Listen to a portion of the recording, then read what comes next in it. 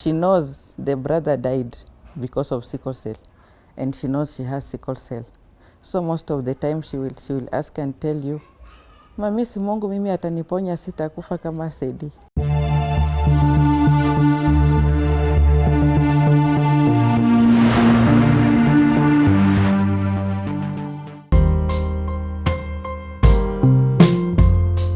My name's Stella Wabomba.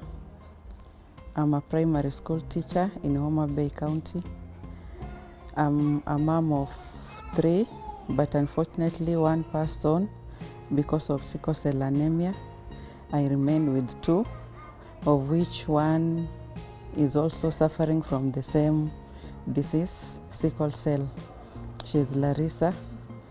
She's 5 years old. She has been suffering since she was 3 years old. We have been in and out of hospital. Hospital is our second home. She can be fine this minute, the next minute she's convulsing. She has high fevers. She has suffered from 3 months up to now. Larissa have never known peace. She has been in most hospitals. We have walked in and out of most hospitals in Homa Bay, in Nairobi, Kisii, Bungoma. She has been in a very bad state, especially last year she had a very bad crisis. I didn't believe when she managed. I thought she was also going to die. She stayed on oxygen. She was in ICU for 2 weeks. We were in hospital for 2 months, but I thank God she managed and pulled out.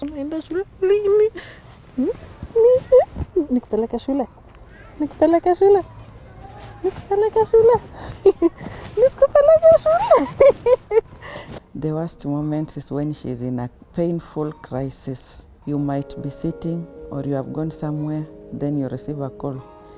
That call, in fact, the person at the end will not talk. You will just hear the crying and the screaming of Larissa. Then definitely you will know there is a problem. So I have to rush, take her to the hospital or give first aid. I have learned so many things, giving first aid, painkillers before I rush to the hospital. You keep on looking at your phone. Who is calling? Maybe your house girl is calling you. Maybe your Larissa's teacher is calling. Then even if before I receive the call, I usually pray. Now what is this? Is Larissa sick? But I also thank God for my boss, his understanding. When he knows that Larissa is sick, he will just tell you, Madam, kimbia uende, enda shughulikia mtoto, you will come back. And ukifika, tell us. As at now, Larissa takes 5 different types of drugs daily. Whether she's fine or she's not fine, she has to take those drugs. You miss like 1 day, the following day you'll be in hospital. You miss like 1 hour giving her the drugs, you will end up being in hospital in a bad state.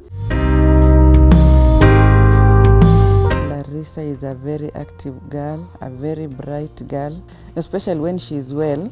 She's not in a crisis. She talks too much. She wants to learn more. Sometimes she asks me questions which may drive me emotional. She might ask you, Mami, ni kwa nini mimi peke yangu nakuwa mgonjwa kila wakati? And she knows the brother died because of sickle cell, and she knows she has sickle cell.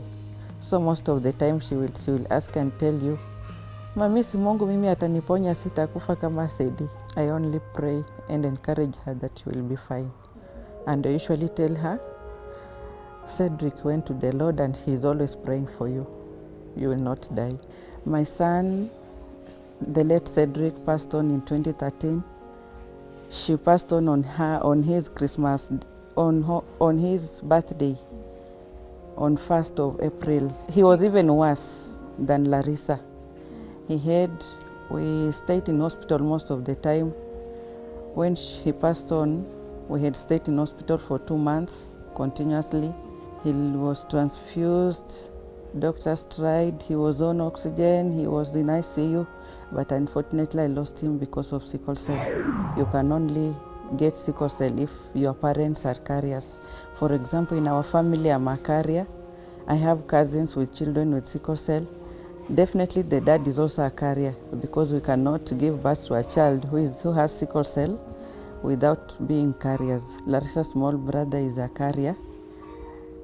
He had AS, which means he's just a carrier. He will not have these complications related to sickle cell unless he's in an area with high altitude.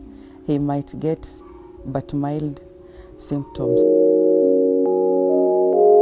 The fun things we do together with Larissa is singing. She likes singing, praying, especially when she's sick. She likes praying for herself, and she also tells me, Mami, niombe Mungu anisaidie nipone. When I want to pray, I put everyone together. I close my eyes, I bow down my head, then I pray. Oh, Lord, bless us. Man. On social media, I've been posting about Larissa in most groups, and many people, some have been responding very badly. For example, it's a scam. She only wants money. She's lying. That child is not hers. But I usually pray for them and tell God that may He intervene for us. We have been trying to raise funds. We need 5 million to go to India for a bone marrow transplant. We had 3 quotations. We had one from India, another one from South Africa, and another one from US. So we opted for the least, which is India, the 5 million. That's the amount we are trying to raise so that we can take her to India for a transplant. I don't have even the money. I even don't know how I'm going to get the 5 million, because even getting the drugs is a problem. So getting 5 million is just a dream. I have hopes that someday God will touch somebody somewhere to help us raise these funds, take Larissa for a bone marrow transplant, and she will be healed. Yeah, because we cannot do anything. You cannot buy for yourself anything. You just remember you have drugs to buy. A tablet at 400 shillings every day. Then wow. Things that encourage me through this journey is encouragements from some people, testimonies of those people who have survived with sickle cell. We have friends. I have friends on social media who have survived the sickle cell. So I get encouraged that also Larissa will survive. Yeah, maybe the brothers was just his fate. Larissa has also her life. I also want to appreciate my supporters, especially most of them I have never met them. I have moms in groups, like we have a parental group in Facebook. We have Newborn and Beyond, and we also have a WhatsApp group which was formed just to pray for Larissa. And these moms have really supported Larissa. They get her drugs for example, last month and this month. They managed to get Larissa 2 months drugs. They are Sundra, very expensive drugs, more than 50,000. And they managed to raise and bought for her. So we don't have a problem last month and this month. We shall start struggling from next month. Most of them have never met Larissa. No. They only see her on Facebook. Yeah, we have a few of them who have managed to come and see her in hospital, especially that time she was in ICU. As a mom, I cope this through prayers. I pray a lot. That's why God has given me strength to push on.